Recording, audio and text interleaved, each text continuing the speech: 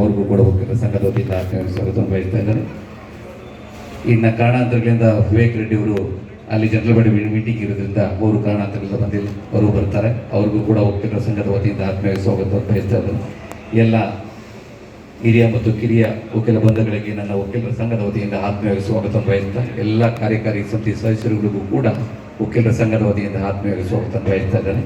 ತಗೊಳ್ಳೋದು ಮತ್ತೊಂದು ಗೊತ್ತಿರಲಿ, ದೀಕ್ಷಿತ್ ಸಾಹೇಬರು ಮತ್ತು ಸಿ ಎಂ ಜೋಶಿ ಸಾಹೇಬರು ಕನ್ನಡದಲ್ಲಿ ಜಡ್ಜ್ಮೆಂಟ್ ಬಂದವರಿಗೂ ಆತ್ಮೀಯ ಸ್ವಾಗತ ಕಾರ್ಯಕ್ರಮಕ್ಕೆ ನನ್ನ ವೈಯಕ್ತಿಕವಾಗಿ ಸಿ ಎಂ ಜೋಶಿ ಸಾಹೇಬರಿಗೆ, ಕೃಷ್ಣ ದೀಕ್ಷಿತ್ ಸಾಹೇಬರಿಗೆ ತುಂಬ ಧನ್ಯವಾದಗಳು, ಅಭಿನಂದನೆಗಳು. ಅವರು ಕನ್ನಡದಲ್ಲಿ ಜಡ್ಜ್ಮೆಂಟ್ ಬರೆದಿದ್ದಾರೆ.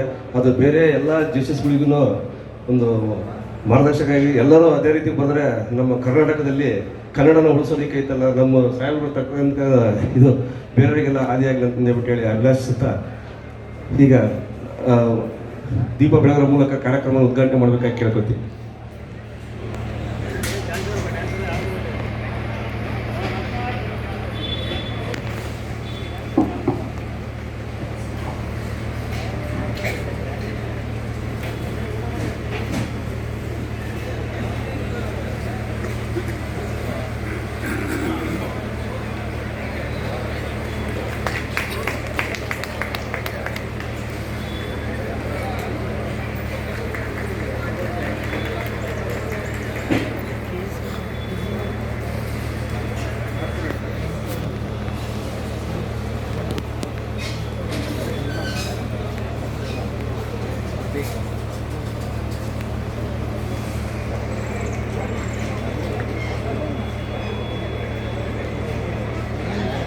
ಮತ್ತು ಸಿ ಎಂ ಜೋಶಿ ಸಾಹೇಬರಿಗೆ ನಮ್ಮ ಸಂಘದ ಪ್ರಧಾನ ಕಾರ್ಯದರ್ಶಿಗಳು ಅಭಿನಂದನೆ ಸಲ್ಲಿಸಬೇಕಾಗಿ ಕೇಳ್ಕೊಳ್ತೀನಿ.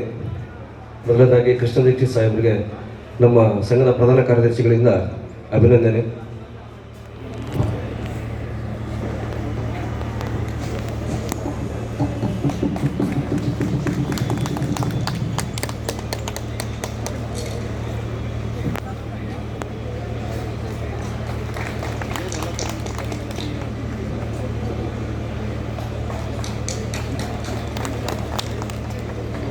ಅದೇ ರೀತಿ ಸಿ ಎಂ ಜೋಶಿ ಸಾಹೇಬರಿಗೂ ಅಭಿನಂದನೆ ಸಲ್ಲಿಸಬೇಕಾಗಿ ಕೇಳ್ಕೊಳ್ತೀನಿ.